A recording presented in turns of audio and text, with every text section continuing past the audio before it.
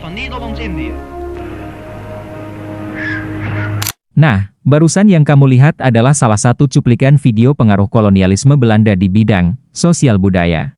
Kolonialisme Belanda memiliki beberapa pengaruh terhadap Indonesia, salah satunya di bidang sosial budaya. Apa saja pengaruhnya di bidang tersebut?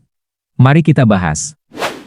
Kolonialisme Belanda di Indonesia berlangsung sangat lama, sekitar lebih dari 300 tahun, sejak kedatangan VOC pada abad ke-17 hingga berakhirnya pemerintahan Hindia Belanda pada abad ke-20. Selama masa tersebut, Belanda tidak hanya menguasai bidang ekonomi dan politik, tetapi juga membawa perubahan besar dalam kehidupan sosial dan budaya masyarakat Indonesia. Dampak tersebut ada yang bersifat positif, namun ada juga yang bersifat negatif. 1. Mentalitas Inlander. Inlanders adalah kata bahasa Belanda untuk menyebut orang-orang pribumi. Dalam kelompok ini dimasukkan semua penduduk pribumi Nusantara. Dari kata ini, muncul istilah mentalitas Inlander. Secara harfiah, itu berarti mentalitas khas orang pribumi, yang dikonotasikan secara negatif sebagai orang mengidap rasa rendah diri akut serta menakar diri lebih rendah dibandingkan orang-orang atau bangsa-bangsa lainnya.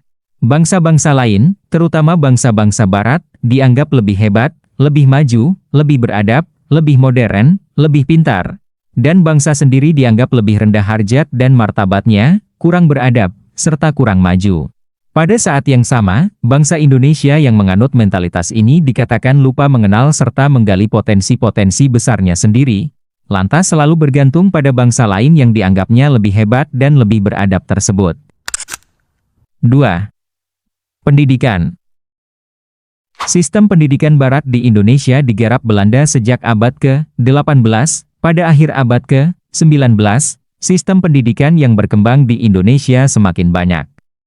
Sistem persekolahan Belanda awalnya bersifat segregatif, ada sekolah khusus Belanda dan Eropa, Europese Lager School, LS, ada sekolah khusus untuk orang keturunan Tionghoa, Hollands Chinese SC School, dan ada sekolah khusus untuk pribumi, Inlandse School. Politik etis mereorganisasikan serta mengembangkan sekolah-sekolah baru pada semua jenjang pendidikan. Di jenjang sekolah dasar, ada Hollands Inlandse School, HIS. Di jenjang sekolah menengah pertama, ada Meeruitgebreid Lager Onderwijs, MULO. Dan di jenjang sekolah menengah atas, ada Algemene Middelbare School, AMS. Ada pula sekolah-sekolah kejuruan, seperti Opleiding School for Inlandse Ambtenaren, OSVIA, dan sekolah kejuruan medis level universitas tingkat awal, seperti School tot Opleiding van Inlandse Artsen, STOVIA, dan Nederlandse Indische Artsen School, NIAS. Di jenjang universitas, ada Technische Hogeschool, THS, di Bandung. Berkat pendidikan, muncul kaum terpelajar baru di luar priai lama dan masyarakat Eropa di Hindia Belanda. 3. Bahasa. Bahasa Belanda juga banyak memengaruhi bahasa Indonesia dan bahasa Jawa serta bahasa-bahasa Nusantara lainnya. Contohnya, knalpot atret dari Akterwit, verboden, pit dari Fiats, knalpot, rem, persneling dari versnelling, dongkrak, bekleding, vermaak, absurd, elan, garasi dan masih banyak. 4. Gaya hidup. Penjajah Belanda juga membawa gaya hidup Eropa, yang memengaruhi kaum Bumiputra sehingga muncul istilah gaya hidup yang kebarat-baratan. Gaya hidup yang kebarat-baratan itu tampak dalam kebiasaan minum minuman keras, pesta, dansa, gaya perkawinan, dan model berpakaian rok, jas, dasi, topi.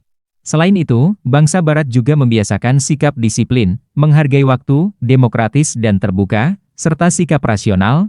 5. Berkembangnya agama Kristen Protestan di Indonesia. Pada 1617, Parlemen Belanda menginstruksikan Gubernur Jenderal VOC dan Raad van Indi untuk bertanggung jawab menyebarkan agama Kristen dan mengajarkannya melalui sekolah-sekolah dengan bahasa Belanda sebagai bahasa pengantar. Saat ini, kita dapat menyaksikan sebagian daerah di Nusantara yang mayoritas masyarakatnya beragama Kristen Protestan seperti Sulawesi Utara, Timor Barat, Alor, Sumba, sebagian wilayah Tapanul Tanah Toraja, Maluku bagian selatan, serta Papua.